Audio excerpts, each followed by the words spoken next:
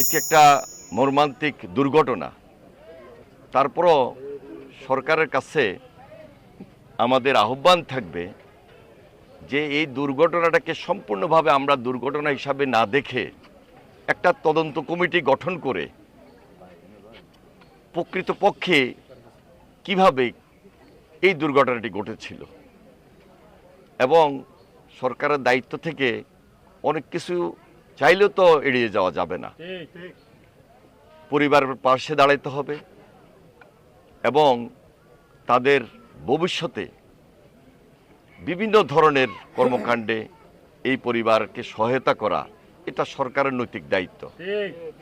আপনারা লক্ষ্য করেছেন গত পরশুদিন এই দুর্ঘটনাকে কেন্দ্র করে একটা অপরাজনীতি ফ্যাসিস্টরা আবার শুরু করেছে।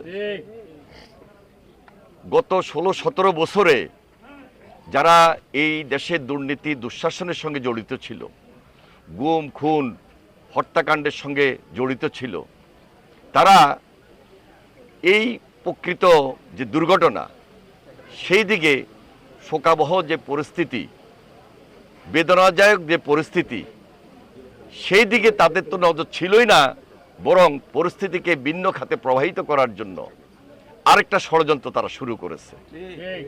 এবং আপনারা বাস্তবে দেখেছেন তারা কিছু কিছু এমন ধরনের স্লোগান দিয়েছে এই পরিবেশটাকে গোলাটে করে একটা রাজনৈতিক ফায়দা লুটার জন্য।